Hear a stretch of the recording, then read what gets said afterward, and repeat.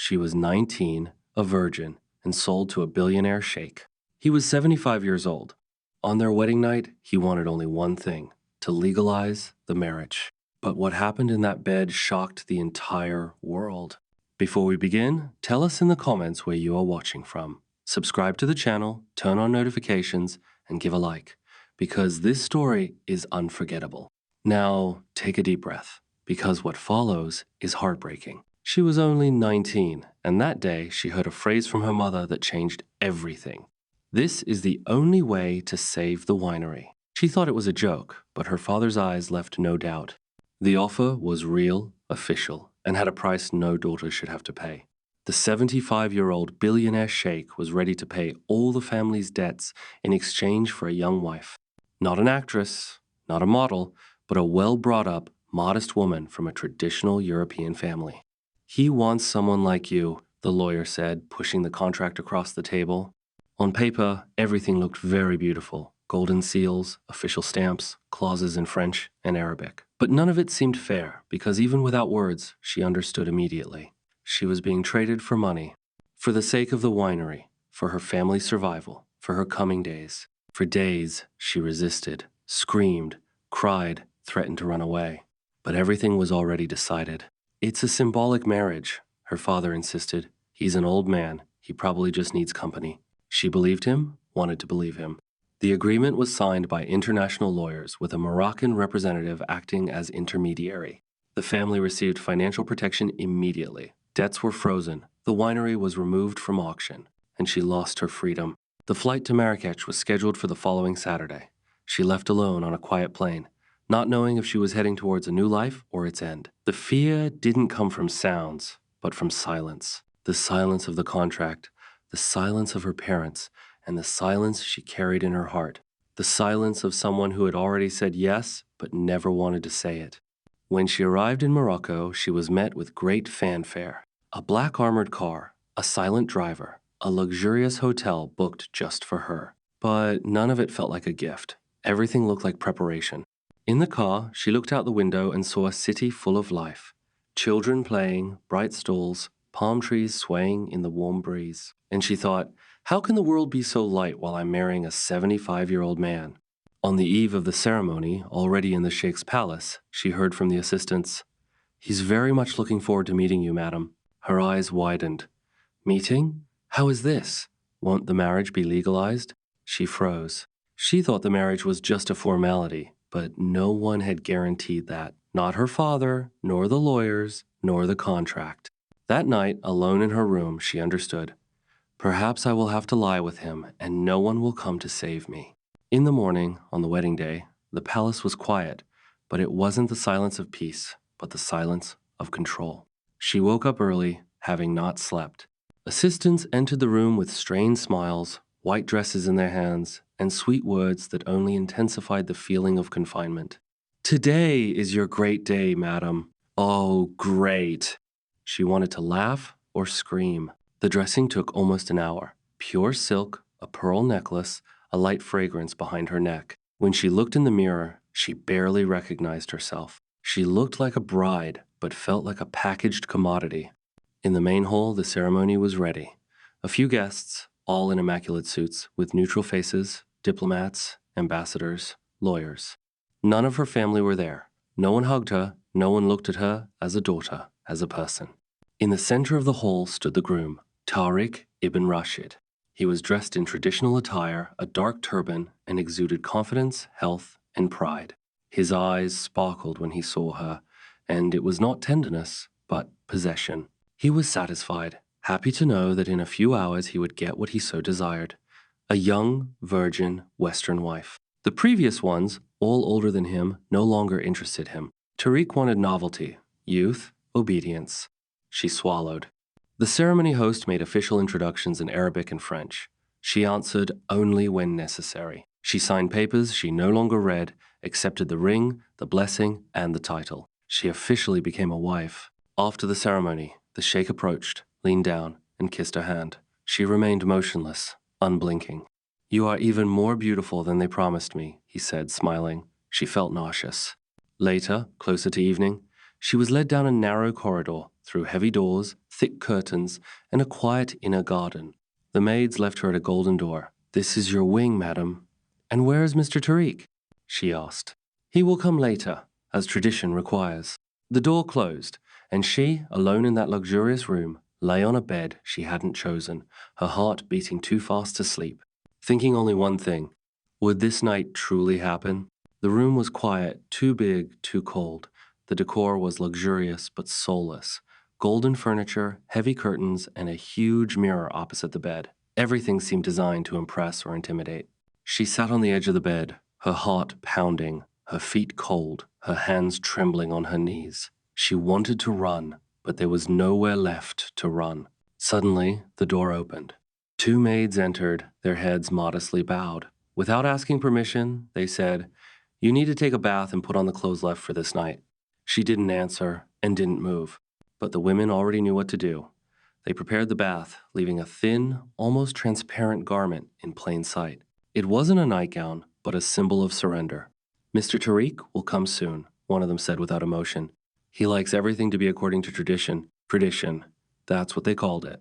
She entered the bath as if going to a sacrifice. She washed in silence, put on the light, almost invisible clothing that exposed her legs and highlighted every curve. Returning to the room, she sat on the bed again.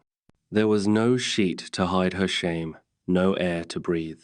A few minutes later, he arrived. The sound of the doorknob turning echoed like a muffled gunshot in the darkness. She instinctively recoiled, though she didn't move. Tariq entered slowly, dressed in traditional attire, his face clean-shaven, a too strong scent of perfume. His eyes fixed on her with hunger. He closed the door behind him and approached the bed as if it were his property. He stopped in front of her, smiled. "You are beautiful." She didn't answer. He tilted his head slightly, his voice low and sharp. "Take off your clothes." Silence. "Now I want to see what belongs to me." She swallowed. Her trembling hands untied the silk. The fabric slipped from her shoulders and fell onto the bed. She stood naked, eyes downcast. "Lie on the bed," he commanded, "with your legs wide open, as a wife should be on the first night, and don't make me repeat myself." She slowly lay down, facing the wall, her heart in despair. Tariq watched her silently, his chest rising heavily, eyes gleaming in anticipation. He slowly lay on the bed, his body weight pressing down the mattress. He moved closer and said, "I'll tell you exactly what will happen next." She held her breath. "It will hurt, and you won't move, you won't flinch, you won't scream. You can bite the sheet if you need to, but once I start, I won't stop." A silent tear rolled from the corner of her eye. She didn't blink. Her face remained turned, but her muscles trembled. Tariq leaned even closer, now speaking into her ear. His voice was filled with desire and dominance. "You will let this happen. You will open up without a fight, without resistance. You were made for this and will endure everything completely." Isla didn't answer, but her whole body turned cold. Her gaze was lost on the ceiling, her soul far away. Tariq positioned himself between her legs, leaned down, pressed his face to her neck, deeply inhaled the scent of her skin, and whispered in a hoarse voice, "Come quickly. I long to possess you as soon as possible." But before making any move, he stopped. His breathing hitched, eyes widened, then rolled upwards as if extinguishing within him. His body tensed for a second, froze, and then collapsed. Heavy, limp, lifeless, as if something inside him had simply turned off. Isla remained motionless.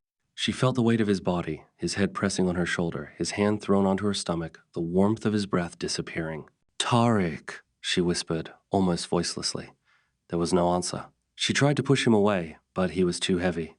She managed to move his torso only a few centimeters. She was suffocating from the touch, from what was happening, from the horror. "Help!" she screamed, using the last gulps of air. The door burst open. Maids rushed in, screaming, quickly followed by two guards. One sharply pulled the Sheikh's body, the other covered him with a sheet. The room turned into chaos. Doctors were called, the corridor filled with commands in Arabic, hurried footsteps, and tense voices. Ayla was taken to another room, still wrapped in a sheet, pale, in a state of shock. She could neither cry nor speak. She just felt a cruel emptiness, as if the world had gone out. A few hours later, she learned the truth. Tariq had suffered a severe, irreversible stroke, entered a coma, was connected to machines, was unresponsive, and would not return. For the next 3 months, Isla lived in the palace, forbidden to leave, without contact with the outside world, as if she still belonged to him even when he was unconscious. Until one sultry morning, a maid entered and simply said, "Mr. Tarek passed away last night." On the table lay an envelope, the will. The wife he never managed to possess was named a partial heiress. No one ever mentioned that night, and she never spoke of it either, because that night never happened. The funeral was modest, without cameras or speeches, just a quick ceremony surrounded by security and silence. Ayla was allowed to attend, despite being a widow and legal wife. The next day, the Sheikh's lawyer arrived at the palace in a dark suit with a folder in his hands and an impassive expression. "The will was opened this morning," he said directly, "and you are in it." Ayla didn't even react. She didn't know if it was a prize or a curse. The marriage contract clause was clear. The marriage must be legalized for inheritance rights to take effect. But no one knew exactly what happened that night, and Tariq never spoke. He chose silence. A silence that for many meant everything or nothing. But no one expected what would happen next. The secret. The Sheikh left a personal testamentary disposition guaranteeing her a part of the fortune. Real estate, shares, lifelong support, all within the framework of Moroccan inheritance law. It was an individual, deliberate, and irrevocable decision. A gift or a trap. Perhaps it was his way of saying, "You will bear my name with or without love, with or without desire, and the whole world will know it." But for the Sheikh's children, it was an insult.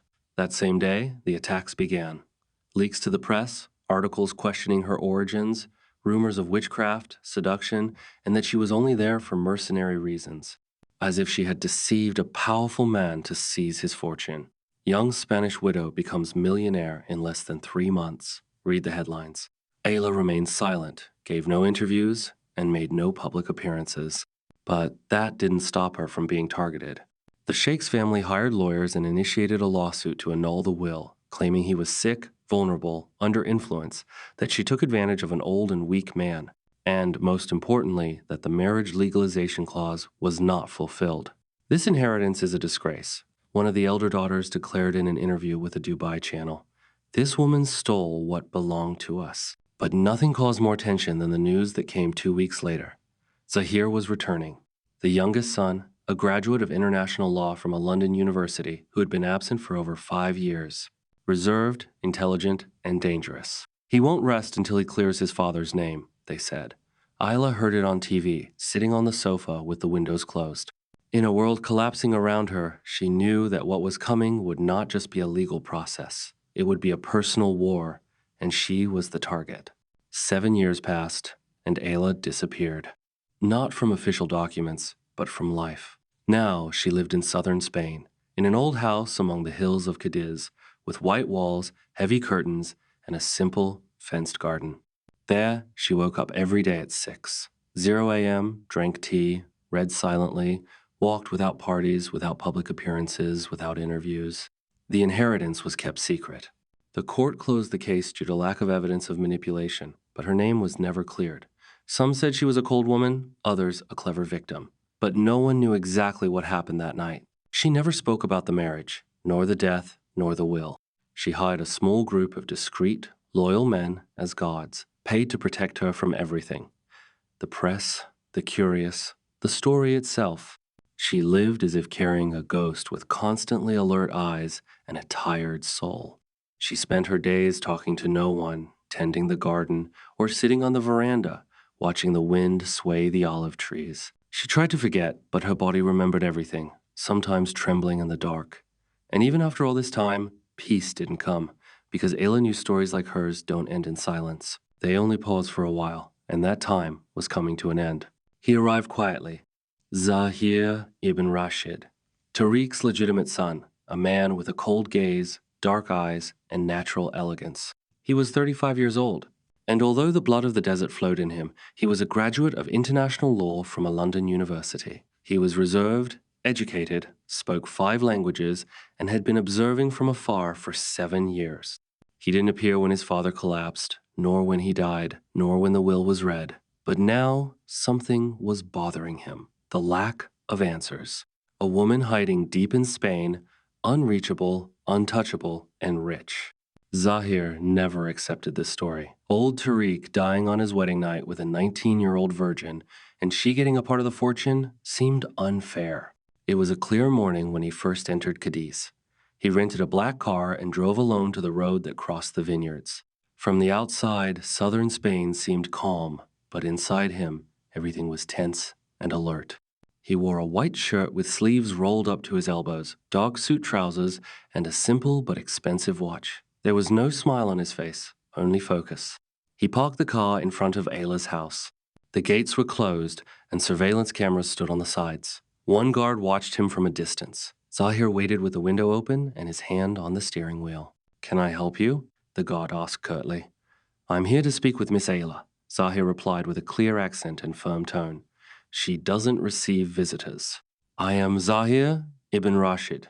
The guard swallowed, didn't answer immediately, quickly made a call, and returned. "She won't receive you." Zahir just nodded, didn't argue. He slowly backed up, as if it was part of the plan, and it was. He knew he wouldn't reach her with a visit, knew she was protected, knew that if he wanted answers, he would have to do it differently. That night, Ayla slept poorly. There was something strange in the air, an unusual vibration at the gate. She felt someone was nearby, and it wasn't a journalist. The next day, Zahir stayed in a hotel 3 kilometers away, using a fake name, and began to observe. He learned where Ayla bought bread, at what time the guard changed shifts, how many times a week she walked in the backyard, and, most curiously, she lived alone. Absolutely alone. In his hotel room, Zahir recorded everything. Photos, times, details. Not out of obsession, but for strategy. He wanted to understand what was with this woman. She seemed unreachable, but with an empty gaze. She seemed confident, but never left the house. She seemed guilty, or was it that he wanted to believe it? For the first time, Zahir doubted her facade. The way she held cups with both hands, how she avoided looking men in the eye, how her shoulders were always tense. There was something that didn't resemble the behavior of a mercenary woman. On the 4th day, he saw her in a store. She was distracted, picking up apples. He almost approached to talk, but stopped. He felt that she wasn't just a mystery, but a minefield. If he made a wrong move, everything would explode. He didn't leave after the first time she refused to speak to him at the gate. Zahir stayed nearby quietly, deliberately. He started showing up at familiar places, the same bakery, the same corner store, the same evening path she took on her walks. She noticed him. She felt his presence, even when he pretended not to look her way. But she didn't alert the guards, or the neighbor, or even let herself speak it aloud. She knew who he was. She knew why he had come. In the 3rd week, Zahir knocked on the front door. He was calm and composed, clean-shaven, dressed sharply in a white shirt with rolled-up sleeves, a light gray jacket, polished shoes. "I didn't come to cause trouble," he said as the guard moved to intercept him. Ayla heard his voice from upstairs but didn't come down. "I just want to talk," he said. 10 minutes. No recordings, no accusations. Silence. "I just want to understand the truth." Still no answer. The guard slowly closed the gate. Zahir didn't argue. He turned and left only to return the next day, and the next, and the next. Ayla began to wonder, did he truly want answers, or was he trying to shake her resolve? That Saturday afternoon, she was outside watering her plants when he appeared on the other side of the fence. "Beautiful flowers," he said gently. She didn't respond. She kept watering the lavender, focused. "I just want to understand," he continued. "You're the only one who can help me do that." Ayla turned off the hose and looked up. She met his eyes for a moment. "What is it that you want to know?" she asked, speaking to him for the first time. Zahir stepped closer to the fence, cautiously. "Was there something between you and my father?" he asked. Ayla's expression didn't change. She said nothing. No sign of emotion, only silence. Zahir continued, his voice careful but persistent. "Did he care about you in a way I didn't understand? Or was there something else going on?" She turned away again and resumed watering the plants. He remained where he was, taking a long breath as if calming himself. "And the will, was it your doing?" Ayla let the hose fall from her hand. "Are you done?" "For today, yes," he said after a pause. "For today, yes." He took a step back and walked away. The following week, he returned. This time, he didn't speak to her. He just left a basket at the door, fruits, mint, tea, and an envelope with a card. I don't want to intimidate you.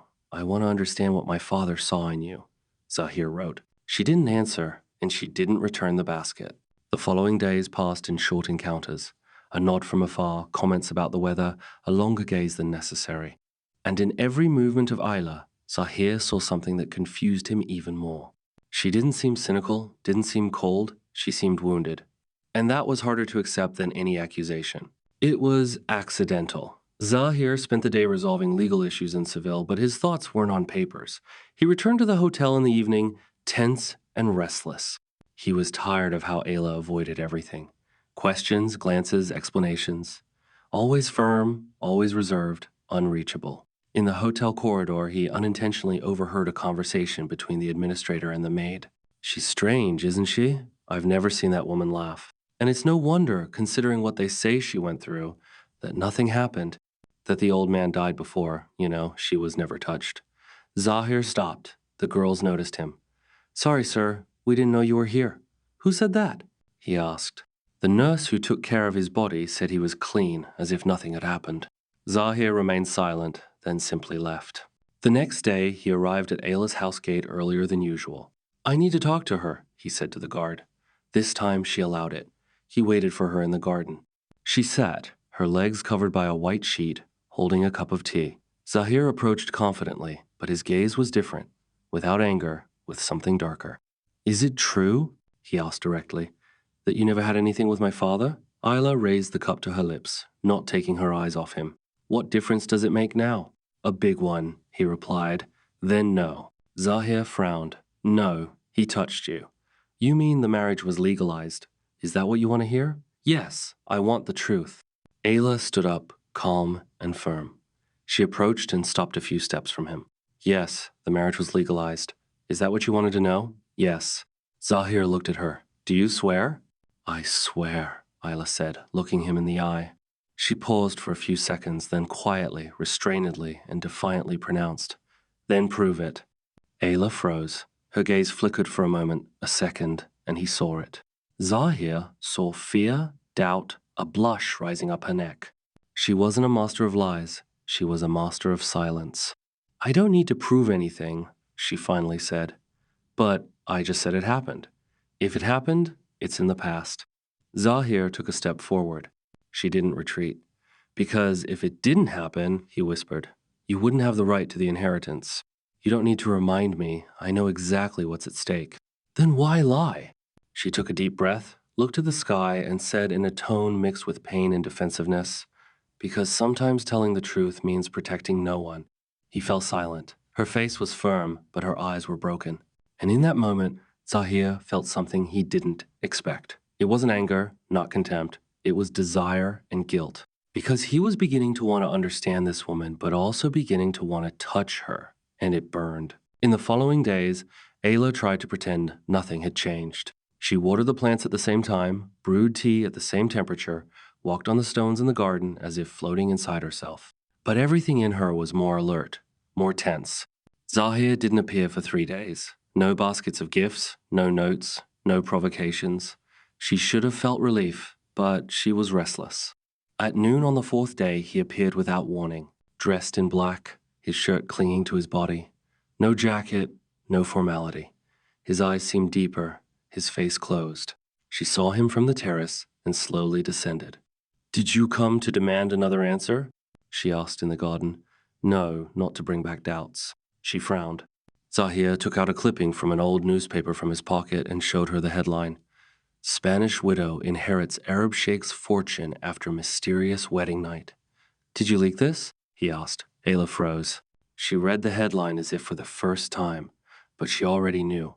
Already read it, reread it, and swallowed the dry blood. Not me, she replied calmly. Because it was advantageous, he insisted. Then the idea of the night having happened kept the will in effect. Not me and Barar, she repeated. But you benefited, didn't you? Her silence hurt more than any scream. Zahir stepped forward. She didn't retreat. So, everything is clear, he whispered. You lied, and you liked it. I survived, she replied, looking him directly in the eyes. Liked? He sneered bitterly, the corner of his mouth turning up. It wasn't mockery, but anger at himself. You're good at that. At what? At saying nothing but driving everyone crazy. She took a deep breath, turned to go back into the house, but he followed her. Wait, she stopped, not looking. Is that all? He asked. You survived? She turned again and met his gaze. And you, why are you here? For revenge, justice, or curiosity? His gaze darkened. Words disappeared. Only the body remained. He came too close, his chest almost touching hers. The warmth of his breath was felt between them. Ayla felt her heart beat faster. Don't do that, she said softly. What is that? He asked, but didn't retreat. His hands almost touched hers, almost, but not quite. She held her breath and took a step back. It's time for you to leave. Zahir remained standing, his eyes on her, pulse quickened, desire hidden beneath the surface. You don't hate me, Ayla? Maybe I should, but I don't hate you. She didn't answer, turned her back, and went into the house. Zahir was left alone in the garden. The sun began to set, and his body burned from within. He didn't know what he was looking for, but he knew where to find it. His father's old office in the Tangier house had been closed for many years. No one had entered, not even the lawyers. But Zahir entered. The air smelled of old leather, waxed wood, and silence. Maps, books in Arabic, stacks of papers. Nothing was in its place, and that's what bothered him. After several hours of digging through folders, he found, deep in a drawer with a false bottom, contracts for the purchase of Ayla's family winery, signed by shell companies linked to Tariq. It was like a punch to the stomach. Tariq had bought the winery long before the bankruptcy. He was a hidden partner and gradually sabotaged the family business, siphoning money, destabilizing exports, secretly pressuring creditors. This wasn't an accident, not a failed business. It was deliberate. Zahir understood everything. His father destroyed what she had to save her. Then he turned her ruin into the perfect condition for marriage, not out of love, but to possess her. Zahir sat in his father's chair, looking at the documents. Next to them lay a separate folder with photos, copies of letters, and reports on Ayla's life before the wedding. At 17, 18 years old, at wine fairs, at home with her family, at university. She was being watched even before she knew she would be sold. She had already been marked. Zahir's blood ran cold. Ayla wasn't mercenary. She was a target, carefully chosen. And his father wasn't a sick man who died prematurely. He was a predator who knew exactly what he was doing. Returning to the hotel that night, Zahir didn't sleep a wink.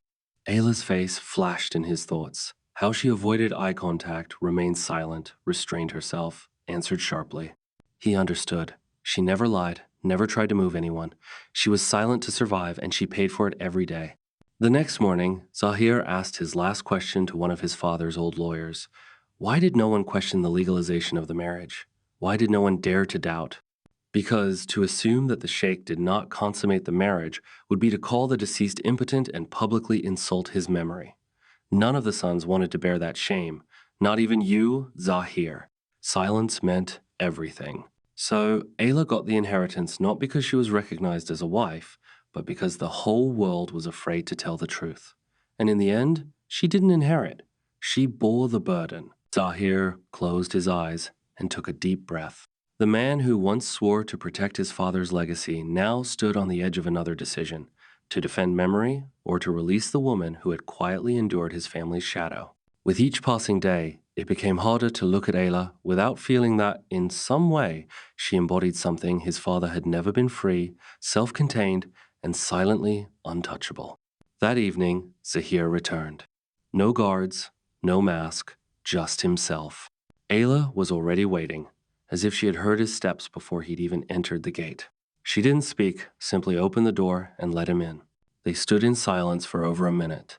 But within that silence, everything unsaid echoed loudly. Zahir approached with careful steps. "Forgive me, Sakai," he said at last, his voice low. "For everything." She didn't answer, but something in her eyes softened. "I didn't come to take anything from you." "I know," she whispered. Zahir lifted his hand, touching her face with hesitant fingers. Ayla didn't turn away. There was tension in her gaze, not fear, but something deeper, more vulnerable.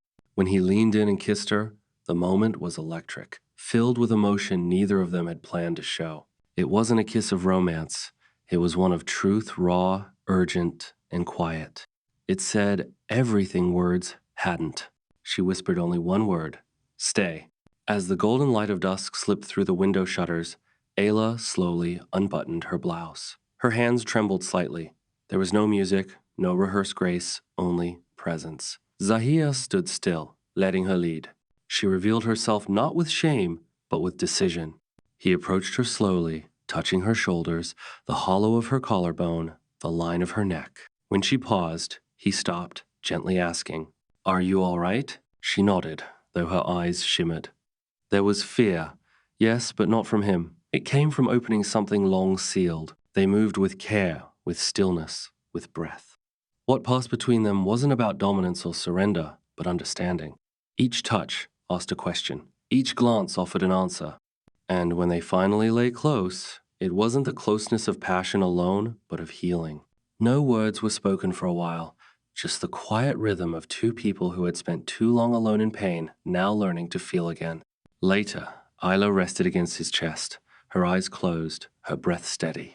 For the first time in a long time, there was no weight pressing her down. But outside, the world had not paused, and the next day would bring news that would change everything. In the days that followed, it was as if time itself softened. The house became their refuge, the veranda, the garden, the room where they barely spoke but always understood. Their love wasn't loud, it wasn't dramatic. It was real, almost daily, almost necessary. Zahir woke before her, quietly watching her sleep. Ayla waited for him each night with calm eyes and a heart that no longer ran from itself. They spoke little, touched often, as if they'd built a language known only to them. But outside this world, everything was observation. Maids whispered when she passed by. Zahir's two brothers began appearing again in the old Andalusian palace, and eyes followed every step. "They're together?" someone whispered. "It's temporary," another said. "She's trying to hold on to what she inherited." They discussed behind closed doors. Zahir pretended not to hear, but Isla heard everything. Days passed, then weeks. Her body began to change slowly. First came morning sickness, then fatigue, and finally a missed period. She counted the days, then counted again, sitting on the bed with her hands on her stomach, trying to accept what she already knew but couldn't yet vocalize. She didn't tell him. She couldn't. Memories of the cursed clause in the contract, the one no one else spoke of but she never forgot, echoed in her head like a quiet verdict. If she became pregnant less than a year after her husband's death, the heiress would lose her right to the inheritance, except if the children were officially recognized by the deceased. But Tariq was dead, and Isla had never been touched by him. If anyone found out, if anyone suspected, if they checked, she would lose everything. Not just the money, but her security, the right to stay there, her story, and perhaps even Zahir. One hot day, she had a small bleed, nothing serious, but enough to make her pale. She locked herself in the bathroom, washed 3 times, then looked in the mirror. She was pregnant. She knew, and it wasn't joyful news, but a sentence with a fixed term. That night, Zahir hugged her from behind on the veranda. "You're distant," he asked softly. "Just tired," she replied.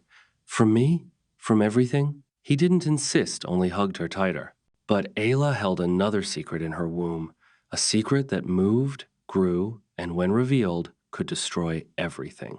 The next day, one of the oldest maids, a Moroccan woman who had served Tariq for decades, approached her with a cup of tea and whispered, "If it's a boy, they will never allow him to inherit peacefully." Isla froze, and at that moment she realized she was completely alone. Ayla tried to keep everything as before, routine, calm, silence. But Zahir was watching.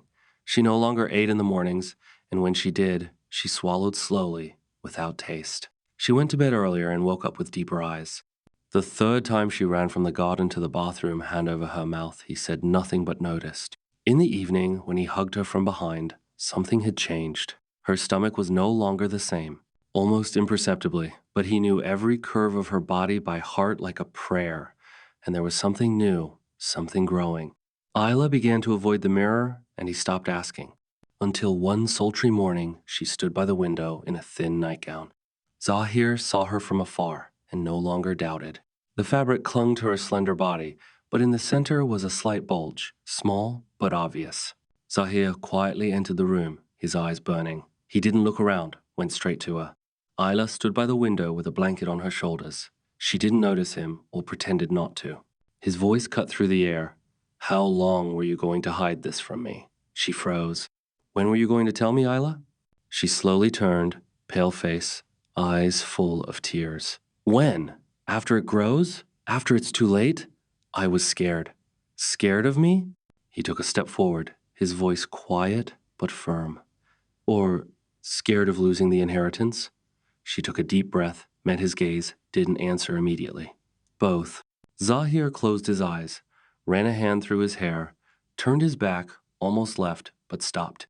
He slowly turned, his gaze now not just angry, but hurt.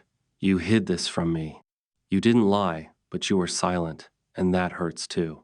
Ayla took a deep breath, her eyes moist but firm. I didn't know how to tell you. When I realized it was already too late, I was scared. Scared of what? Of losing everything. Of losing you. Of losing this place. This tiny piece of peace. Zahir watched silently. When he spoke, his voice was quiet, restrained. I have no doubt this child is mine. What pains me is knowing you went through this alone. She slowly approached and pressed her forehead against his chest. But now I'm not alone. He hugged her, and in that moment, even with the war outside the walls, the silence between them seemed like a refuge. Zahir looked at her stomach. The bulge was almost imperceptible, but it was already there. He gently ran his hands over it, as if touching something sacred. They will try to take this from you, from the child, but they won't be able to. Isla closed her eyes, breathing in sync with him, and he was already there. Not as a son, not as an heir, but as a man. From that day on, everything accelerated. Glances multiplied, hidden questions turned into open accusations. Her stepsisters began appearing without warning. Aunt spoke loudly, as if she were deaf. She became paler, rounder. She's hiding something. One of the old lawyers approached Zahir. If this is confirmed, you understand the political weight, yes? Zahir replied only with a look that required no explanation. That same day, he called a meeting. The marble hall was cold, echoing with uncles, cousins, brothers, lawyers. Everyone was silent. Zahir entered alone, in black, with a firm gaze. Ayla is pregnant. The child is mine, and whoever dares to harm her or this child will have to go through me. Silence. You never accepted her existence. Now they will have to accept that she will stay. He took a deep breath. The heaviness on his chest turned into a decision. I inherited my father's name, but I did not inherit his mistakes. He turned and left. He knew the war had only just begun. The house seemed quieter than ever. Zahir returned from the meeting with a firm gaze but a tired body. There was nothing more to say to the family. He had already said everything that was important. Now he needed to say what had not yet been said to her. He found Ayla sitting on the terrace, barefoot, her eyes fixed on the gray sky. He approached slowly, sat beside her, not touching her. She was the first to break the silence. You must hate me. Why? For everything. For how it all started. For being silent for so long. Zahir took a deep breath. I hated the world for giving you so little, and I hated my father for thinking he could buy you. She turned her face in surprise, but he wasn't there to hurt. I don't want you out of pity, Ayla, nor for the child, nor for honor. She looked into his eyes. Then why? Zahir smiled slightly, that rare smile that was only his. Because now I want to choose you, with or without wealth, with or without a name. Ayla felt a lump in her throat, but she didn't cry. I'm no longer the girl who came here in fear, she said. Not the widow the world wanted to bury with his name, nor property, nor a scandal. I am my own. Zahir watched silently, as if waiting for what would happen next. Ayla touched her stomach, then his hand, and still said, I want to be yours. Zahir moved closer, pressed his forehead to hers, and whispered, Then stay, but only if it's your choice, not mine, not out of fear. She felt it. Her eyes closed. Her heart finally found peace. That night, there were no promises, no wedding rings, no solemn words. There were only them, lying, holding hands, while the whole world remained outside the walls. And for the first time, Ayla didn't feel she had to resist, because now she was where she chose to be. The sun was beginning to rise when they arrived at the small village on the southern coast of Spain, without bodyguards, without witnesses, without family. The house outside was white with blue windows and a veranda facing the sea. Inside the house, there were 2 bedrooms, an open kitchen, and a courtyard with lavender. Only that, but for Isla, it was enough. For the first time, it was enough. The wedding took place right in the courtyard. A local judge, invited by a friend of Zahir's, performed the ceremony. There was no wedding dress. She wore a light tunic, he a white shirt, and linen trousers. It was the simplest wedding they had ever seen, but for Ayla, it was the most real wedding she could have dreamed of. When the judge concluded the ceremony, Zahir quietly approached. First, he kissed her forehead with reverence, then her lips with tenderness but firmness. Their hands calmly met. Yes, sounded unhurriedly, and Ayla's eyes said everything that didn't need words. The legal process proceeded quietly and slowly. Zahir's family filed a lawsuit to contest the will, trying to annul part of the inheritance left to Ayla. They used her pregnancy as an argument to cancel the clause that stipulated if she became pregnant less than a year after Tariq's death, she would lose her right to the inheritance. But Ayla didn't fight. She chose to give up. She signed a voluntary document renouncing most of the property associated with Tariq's name. She kept a small plot of land in the south of France that no one wanted to dispute, the old family winery, the only piece of history she insisted on keeping, and enough to live far away, simply and freely. Zahir took only what was his and refused to touch what was hers. We are not here to repeat the past, he said. We are here to do things differently. And they did exactly that. In their new home, Ayla woke up early, drank tea on the veranda, felt the cold ceramics under her feet, listened to the sea, and remembered who she was so she would never return to that. Zahir made coffee, stroked her belly before speaking a word, and then kissed her calmly and sincerely. The child grew in silence, without noise, without pressure, without fear. That night, unhurriedly, he entered the room and found her sitting on the bed, her hair down, gaze calm, a quiet smile on her lips. She was waiting for him silently, and when he approached, she said, "That night, that was supposed to be my first, was a nightmare. Fear, silence, pain. It wasn't love, it wasn't surrender, it wasn't me." Zahir sat beside her, took her hands, and replied, "Let this be your first, the only one that matters, ours." She nodded, and the kiss came before words. Hot, wet, real. His lips found hers as if returning home, with tongue, with desire, with reverence. They easily lay together, without rituals, without fear. They made real love, without the past, without debts, without shame. When Isla, already breathless, lay on his chest, he ran his hand over her stomach and whispered, "Now you are my wife, the mother of my child, and the love of my life." She smiled a full, free smile and replied, "Now I am your first by choice." Their story didn't begin like a fairy tale, but was woven from new beginnings, from scars turned into strength, from silence that became a refuge, from everything that only love can heal. If this story touched you, like, subscribe to the channel, and turn on notifications. Here, in Stories of Love and Romance, we believe that all pain deserves a new beginning, and every new beginning deserves to be told. Now, tell us in the comments where you are watching this story from. See you in the next video. Remember, some stories begin with pain, but end with the salvation of our lives.